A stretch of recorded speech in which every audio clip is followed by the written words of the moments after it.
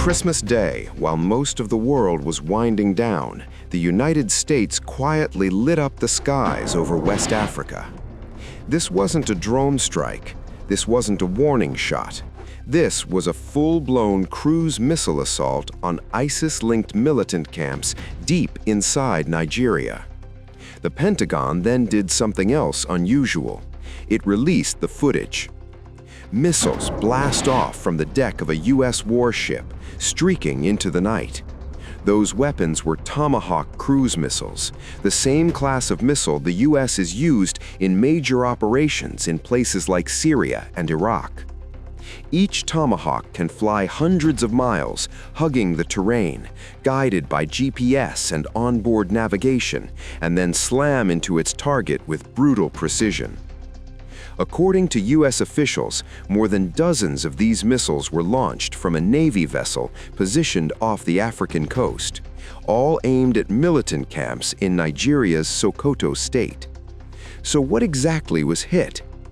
The targets, U.S. Africa Command says, were ISIS-linked militant camps believed to be tied to Islamic State Sahel, a fast-growing extremist network that's been spreading across the Sahel and West Africa. The Pentagon's initial assessment: multiple ISIS militants were killed, no civilian casualties were confirmed, and the strike, they insist, was coordinated with Nigerian authorities. Nigeria's government later confirmed it was a joint operation, part of ongoing U.S.-Nigeria security cooperation, including intelligence sharing and targeting support. But the real political shockwave came from Washington. President Donald Trump announced the strike himself on Truth Social. He said U.S. forces had taken out ISIS fighters responsible for brutal attacks on civilians, especially Christians, in northern Nigeria. He framed the operation as a direct response to weeks of escalating violence and to what he called ignored warnings to the terrorists. And then there was the timing: December 25th. Christmas Day. For Trump's supporters, it's a symbolic message. Terrorists who target churches and Christian communities can expect U.S. missiles as a Christmas gift. For critics, it raises questions about escalation, legality, and whether this marks a new phase of U.S. military involvement in Africa. What makes this strike stand out is not just the date, it's the weapon choice. The U.S. usually relies on drones and smaller precision weapons for counter-terror operations on the African continent. Here, there were no drones in the headline, no Hellfire missiles. Instead, Washington reached for naval cruise missiles, a tool normally associated with the opening salvo of a major campaign. That sends a very clear signal. The threat is being taken seriously. The U.S. wants ISIS-linked networks in West Africa to know it can hit them from far offshore.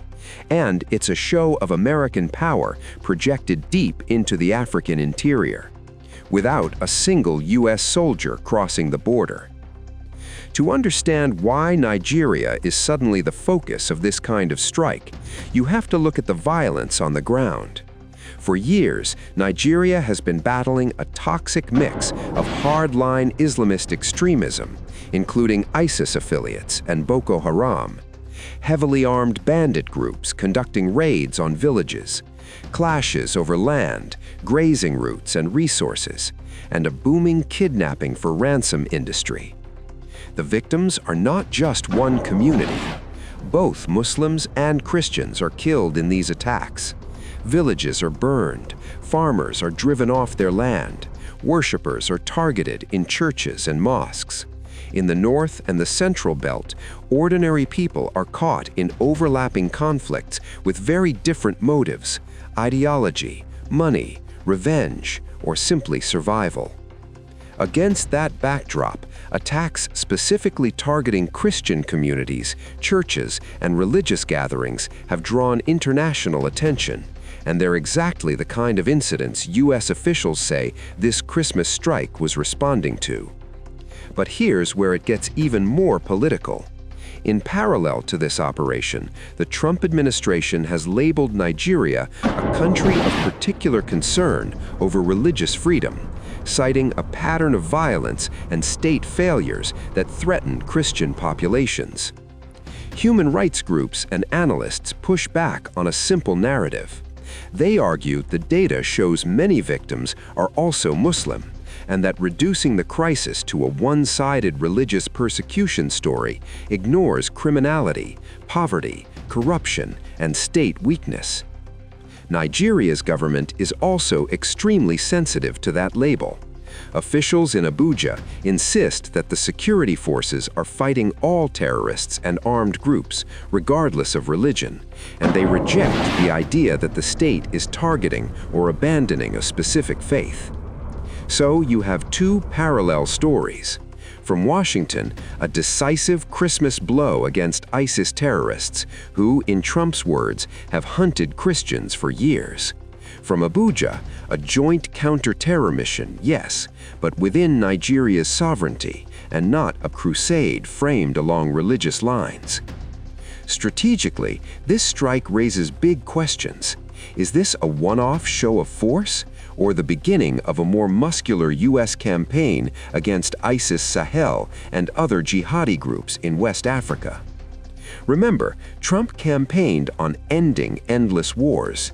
Yet we now see U.S. cruise missiles landing in a new theater, Nigeria, adding to a growing list of overseas actions his administration has taken. For the Pentagon, the operation ticks a lot of boxes. It demonstrates capability. It reassures allies that the U.S. is still willing to act against global terror networks, and it avoids putting American boots on the ground. For Nigeria, it's a double-edged sword. On one hand, American firepower can take out hardened militant camps that are hard for Nigerian forces to reach or destroy. On the other, every foreign strike risks domestic backlash over sovereignty and feeds the narrative that Nigeria is outsourcing its security. For local communities living under the shadow of ISIS-linked violence, the hope is simple: fewer attacks, fewer massacres, fewer nights spent wondering if gunmen will storm their village. But counter-terror experts warn that airstrikes alone rarely solve the problem. Groups like ISIS Sahel are scattered, mobile, and embedded in difficult terrain. They feed on weak governance, unemployment, corruption, and local grievances. Taking out one camp or one commander doesn't erase the underlying conditions that allow these networks to regenerate. So, where does this leave us? On Christmas night, American warships were firing, missiles were flying, and somewhere in the dark over West Africa, a column of fire rose from the ground where an ISIS-linked camp once stood. The global war on terror did not pause for the holidays. It simply shifted its crosshairs, this time onto Nigerian soil. Whether this strike significantly weakens ISIS in West Africa or draws the U.S. deeper into another long, complicated fight is still an open question.